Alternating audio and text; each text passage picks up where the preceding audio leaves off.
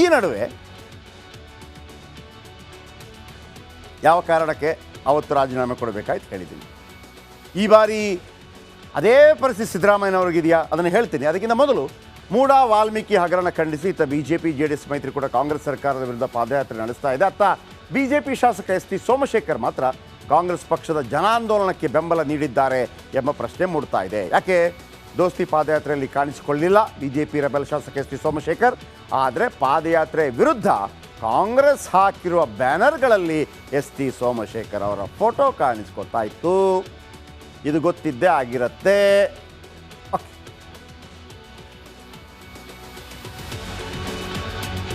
ಈಗ ಕಳೆದ ಬಾರಿ ಇದೇ ಸಿದ್ದರಾಮಯ್ಯನವರು ಪಾದಯಾತ್ರೆ ಮಾಡಿದರು. ಆಮೇಲೆ ಬಿ ಜೆ ಪಿ ಒಳಗೆ ಆಂತರಿಕ ಬೇಗುದಿ ಇತ್ತು. ಲೋಕಾಯುಕ್ತ ಕಾರಣಕ್ಕಾಗಿ ರಾಜೀನಾಮೆ ಕೊಡಬೇಕಾಯಿತು ಯಡಿಯೂರಪ್ಪ. ಯಾಕೆಂದರೆ ಪ್ರಾಸಿಕ್ಯೂಷನ್ಗೆ ಅನುಮತಿ ಕೊಟ್ಟಿದ್ದು ಆಗಿನ ರಾಜ್ಯಪಾಲರಾಗಿದ್ದ ಹಂಸರಾಜ್ ಭಾರದ್ವಾಜ್. ಈಗ ತಾವರ್ಚಂದ್ ಗೆಹ್ಲೋಟ್ ನಾಳೆ ಪ್ರಾಸಿಕ್ಯೂಷನ್ಗೆ ಅನುಮತಿ ಕೊಟ್ಟಾರೆ. ಯಡಿಯೂರಪ್ಪನವರು ರಾಜೀನಾಮೆ ಕೊಟ್ಟಾಗ ಇವರು ರಾಜೀನಾಮೆ ಕೊಡ್ತಾರಾ ಹೇಳ್ಬಿಡ್ಲಾ? ಕೊಡಲ್ಲ. ಸಿದ್ದರಾಮಯ್ಯ ರಾಜೀನಾಮೆ ಕೊಡಲ್ಲ. ಯಾಕೆ ಕೊಡಲ್ಲ ಅಂತ ನೀವು ಕೇಳಿ, ನನ್ನ ಹತ್ರ ಹೇಳ್ತೀನಿ ಉತ್ತರ. ಯಡಿಯೂರಪ್ಪನವ್ರ ಥರನೇ ಅಲ್ವಾ ಸರ್ ಇದು? ಸಿದ್ದರಾಮಯ್ಯ ರಾಜೀನಾಮೆ ಕೊಡಬೇಕಲ್ಲ, ಕೊಡ್ತಿದ್ರು, ಈಗ ಕೊಡಲ್ಲ. ಯಾಕಂದರೆ ಯಡಿಯೂರಪ್ಪನವರಿಗೆ ಹೈಕಮಾಂಡ್ ಬೆಂಬಲ ಇರಲಿಲ್ಲ, ಸಿದ್ದರಾಮಯ್ಯನವರಿಗೆ ಹೈಕಮಾಂಡ್ ಬೆಂಬಲ ಕೊಟ್ಟಿದೆ. ಒಂದು ವೇಳೆ ಹೈಕಮಾಂಡ್ ಬೆಂಬಲ ಕೊಡದೇ ಇದ್ದಿದ್ರೆ ಇವರು ರಾಜೀನಾಮೆ ಕೊಡಲೇಬೇಕಿತ್ತು.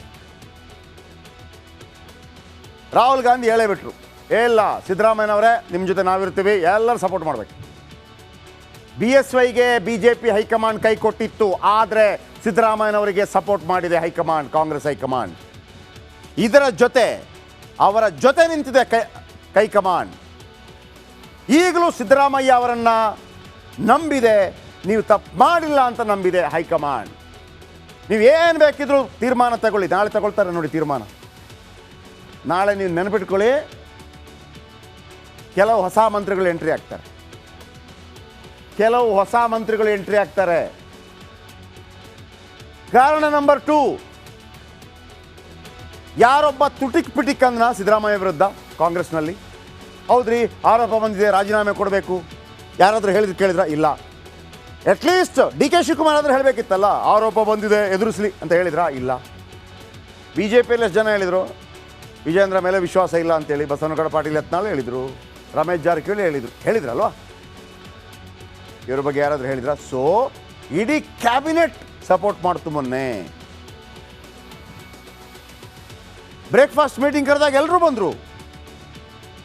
ರಾಜ್ಯಪಾಲರ ನೋಟಿಸ್ ಬಳಿಕ ಇಡೀ ಕಾಂಗ್ರೆಸ್ ಅಲರ್ಟ್ ಆಯಿತು. ಎಲ್ಲ ಸಚಿವರು ಸೇರಿ ಮೀಟಿಂಗ್ ಮಾಡಿದ್ರು.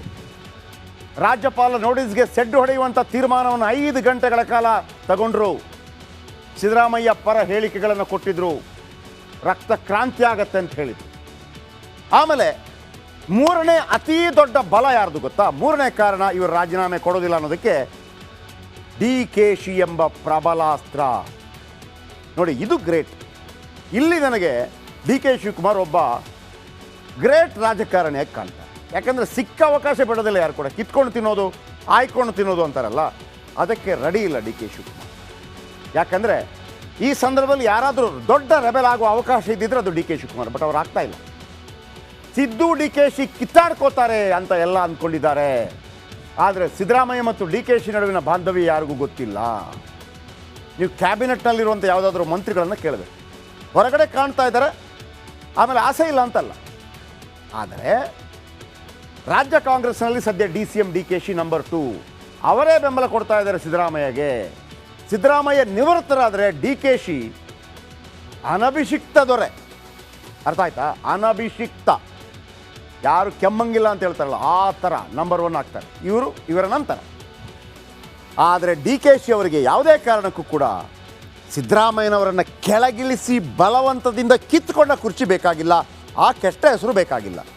ಯಾಕಂದರೆ ಅದೇನಾದರೂ ಬಂದರೆ ನಾಳೆ ಸಿದ್ದರಾಮಯ್ಯನವರ ನಂತರ ಕುರುಬ ಮತಗಳು, ಅಹಿಂದ ಮತಗಳು DK ಶಿವಕುಮಾರ್ ಅವರಿಗೆ ಸಿಗೋದಕ್ಕೆ ಸಾಧ್ಯ ಇಲ್ಲ.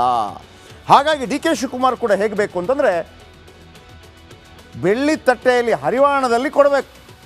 ಸಿದ್ದರಾಮಯ್ಯನವರು ತಗೊಳಪ್ಪ ನೀನು. ಸಿದ್ದರಾಮಯ್ಯ ತಾವಾಗೇ ಕುರ್ಚಿ ಬಿಟ್ಟು ಕೊಡಬೇಕು, ಅದನ್ನು ಕಾಯ್ತಾ ಇದ್ದಾರೆ DK ಶಿವಕುಮಾರ್. ಅದೇ ಕಾರಣಕ್ಕೆ ಹೆಜ್ಜೆ ಹೆಜ್ಜೆಗೂ ಸಿದ್ದರಾಮಯ್ಯ ಬೆನ್ನಿಗೆ ನಿಲ್ತಾರೆ ಡಿ ಕೆ ಶಿವಕುಮಾರ್. ಮನೆ ನೀವು ನೋಡಿದ್ರಲ್ಲ ಯಾವ ಥರ ಮಾತಾಡಿದ್ದು. ಕ್ಯಾಬಿನೆಟ್ ನಡೆಸಿದ್ರು, ಕ್ಯಾಬಿನೆಟ್ ನಡೆಸಿದ ನಂತರ ಮಾತಾಡಿದ್ರು, ಅವರ ಪರವಾಗಿ ಮಾತಾಡಿದ್ರು.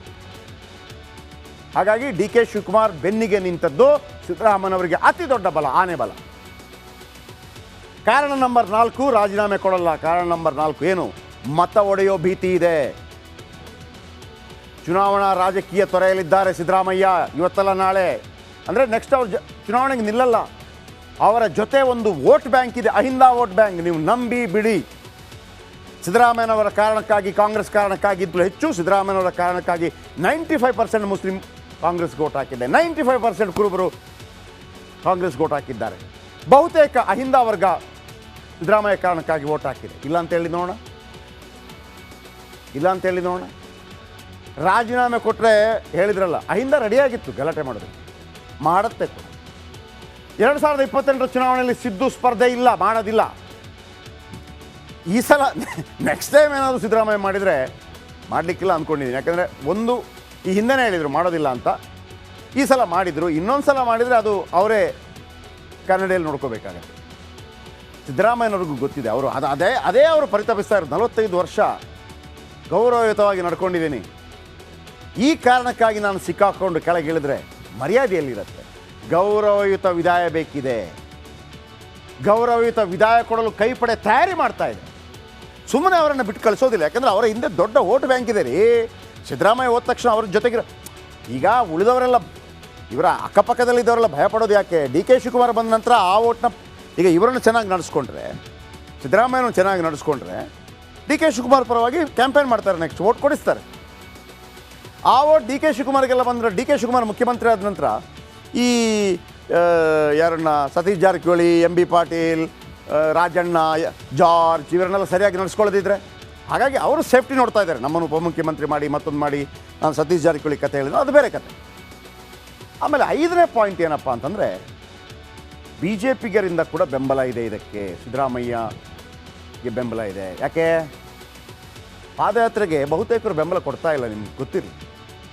ಆದರೆ ವಿಜಯೇಂದ್ರ ಯಶಸ್ವಿಯಾಗಿದ್ದಾರೆ, ಅದೆಲ್ಲ ಎರಡು ಮಾತಿಲ್ಲ. ಬಸವನಗೌಡ ಪಾಟೀಲ್ ಯತ್ನಾಳ್ ಬರಲಿಲ್ಲ. ರಮೇಶ್ ಜಾರಕಿಹೊಳಿ ಯಾವ ಕಾರಣಕ್ಕೂ ಕೂಡ ಸಿದ್ದರಾಮಯ್ಯ ವಿರುದ್ಧ ಹೋಗ್ಲಿಕ್ಕೆ ಸಾಧ್ಯನೇ ಇಲ್ಲ. ಯಾಕೆ ಹೇಳಿ? ಅವತ್ತೊಂದು ವಿಡಿಯೋ ಲೀಕ್ ಆಯ್ತಲ್ಲ, ಡೆಲ್ಲಿ. ಆ ಡೆಲ್ಲಿಯಲ್ಲಿ ಒಂದು ಮಾತು ಹೇಳ್ತಾರೆ ರಮೇಶ್ ಜಾರಕಿಹೊಳಿ, ಏಯ್ ಸಿದ್ದರಾಮಯ್ಯ ಭ್ರಷ್ಟ ಅಲ್ಲ ರೀ ಅಂತಾರೆ. ಆ ಟೈಮಲ್ಲಿ ಅವ್ರು ಯಾರನ್ನು ಭ್ರಷ್ಟ ಅಂತ ಹೇಳಿದ್ರೆ ನಿಮ್ಗೆ ಗೊತ್ತಿಲ್ಲ. ಸಪೋರ್ಟ್ ಮಾಡಿಲ್ಲ, ಅವರು ಸಿದ್ದರಾಮಯ್ಯಗೆ ಸಪೋರ್ಟ್ ಮಾಡಿರ್ತಾರೆ. ಮತ್ತೊಂದು ಕಡೆ MLA ಎಸ್ ಟಿ ಸೋಮಶೇಖರ್, ಆ ಕಡೆ ಹೆಬ್ಬಾರ್ BJP MLA, ಸಪೋರ್ಟ್ ಇವರಿಗೆ. ಇಬ್ಬರು ರೆಬೆಲ್ ಶಾಸಕರು ಮಾತ್ರ ಅಲ್ಲ, ಇನ್ನಷ್ಟು ಜನರಿಗೆ ಈ ಯಡಿಯೂರಪ್ಪ ಫ್ಯಾಮಿಲಿ ಫೇಮಸ್ ಆಗೋದು ಬೇಡ, ಹಾಗಾಗಿ ಅವರು ಸಪೋರ್ಟ್ ಮಾಡ್ತಾ ಇಲ್ಲ. ಕೆಲವರು ತೆರೆಮರೆಯಲ್ಲೇ ಸಹಾಯ ಮಾಡ್ತಾ ಇದ್ದಾರೆ. ಆಮೇಲೆ ಇದನ್ನು ಕಾಂಗ್ರೆಸ್ ನಾಯಕರೇ ಹಲವು ಕಡೆ ಹೇಳ್ಕೊಂಡಿದ್ದಾರೆ. ಈಗ ಅರ್ಥ ಆಯ್ತಲ್ಲ ನಿಮಗೆ? ನೀವು ಪ್ರಾಸಿಕ್ಯೂಷನ್ ಕೊಟ್ಟರು, ಹೈಕಮಾಂಡ್ ಬೆಂಬಲ ಇರುವಾಗ, ಡಿ ಕೆ ಶಿವಕುಮಾರ್ ಬೆಂಬಲ ಇರುವಾಗ, ಸಂಪುಟದ ಬೆಂಬಲ ಇರುವಾಗ, ಅಹಿಂದ ಬೆಂಬಲ ಇರುವಾಗ, ಇನ್ನೂ ಕೆಲವು BJP ಅವರ ಬೆಂಬಲ ಇರುವಾಗ ರಾಜೀನಾಮೆ ಕೊಡ್ತಾರೆ ಇವರು. ಸೊ ಈ ಸುದ್ದಿಯನ್ನು ಯಾರೂ ಹೇಳಿಲ್ಲ. ಯಾವುದೇ ಕಾರಣಕ್ಕೂ ರಾಜೀನಾಮೆ ಕೊಡಲ್ಲ ಸಿದ್ದರಾಮಯ್ಯ. ಹಾಗಂತ ಪಾದಯಾತ್ರೆ ಮಾಡೋದಿಲ್ಲ, ಪಾದಯಾತ್ರೆ ಮಾಡ್ತಾರೆ. ನಾಳೆ ಪ್ರಾಸಿಕ್ಯೂಷನ್ಗೆ ಅನುಮತಿ ಕೊಟ್ಟರೂ ಕೊಡಲ್ಲ ರಾಜೀನಾಮೆ.